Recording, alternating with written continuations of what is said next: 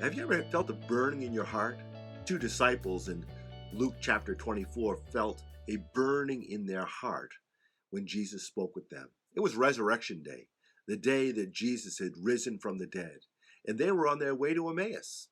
You can find it in Luke chapter 24, starting at verse 13. It's a great story where Jesus reveals himself to the disciples at the very end. There's a couple things we learn about this. First, Jesus does not reveal himself at the beginning of who he really is to them. Secondly, when Jesus comes to the end of the walk, he intimates that he's going to continue on. But the disciples, they encourage him to stay with them. These two things are so important in our spiritual growth. Sometimes God does not reveal himself fully to us, but he gives a burning in our heart. And sometimes God is waiting for us to respond to him, to urge him to stay with us a little bit longer. We're so used to drive-through blessings, getting just a little dabble-do-ya. We're so used to getting just a quick devotional and moving on with our day. God wants us to spend a little bit more time with him, to know him a little closer. And when Jesus broke the bread with the disciples, they realized it was Jesus, and he disappeared. And they quickly got up and went back to Jerusalem and found the disciples, rejoicing that they had seen the resurrected Christ. God wants to show himself powerfully in your life if you'll draw a little closer to him. Urge him to be a little closer to you. I encourage you to look up that song, Closer, by Bethel Music. I'm sure it'll bless your life. Well, thanks for joining me at Hope Cafe. If you can stay for a final thought, I'd appreciate it. If not, have a great day. Thanks for staying with me for a final thought. Sometimes we don't always have the faith we need to make the next step, but God's calling us to do something. I remember when I sat on the steps of 10 Bouvet Avenue, and the pastor said to me, well, do you want to be a youth pastor, the campus pastor? And I said, I'm not sure. And I talked with him about my concern about being provided for. And the pastor said to me, if he's big enough to serve, isn't God big enough to provide? Well, that one question burned in my heart. If he was big enough to serve, I was willing to serve him, but I was doubting whether God would provide for me. I made that step of faith and became the youth pastor at 20 years old.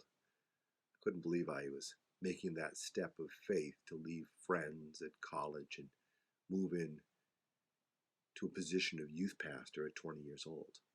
But God built that relationship with him all those years. I had to make that step of faith. There was a burning in my soul to serve him more and more. And God showed up in wonderful ways. When it was time for me to go as a leader of teenagers to Jamaica on a MAPS program, I couldn't believe God was going to provide, but God did. When it was time for me to go on a missions trip to Puerto Rico, I was wondering where I was going to get the money from. But God put it on people's hearts to help me get there. When I went to become a VA chaplain, I called up onto the national office and I said, I'd like approval to be a VA chaplain. And the Assemblies of God said, we won't give you an interview for approval until you get a job. I called it the VA and they said, well, you can't have a job unless you have the approval. I said, this is a difficult situation, a catch-22. But I pressed on. I continued working on. And when the job came available, I was able to get the interview and I was able to get the job. That led to a wonderful ministry to veterans. God knows just the circumstance you're in. When you feel like you're in a catch-22, you don't know what to do, you don't know what to not do. God will give you direction and wisdom to press into him, to know him better. I encourage you to look up Ephesians chapter 1, where Paul writes to the Ephesians church that the eyes of their understanding might be opened. God will give you an understanding of his love for you and his companionship with you if you'll just spend that little bit more time. Recently, I was at a restaurant and we were getting to know the waitress. Her name was Mary.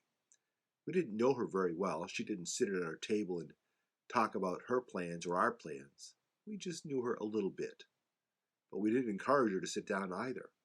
Jesus wants to knock on the door of your heart, and you have to open the door to allow him to come in and sit with you and to know you personally, to know your dreams and your concerns, your hopes and your fears. And God will show up in wonderful ways.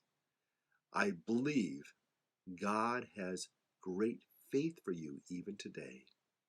Well, thanks for joining me at Hope Cafe. Have a great day.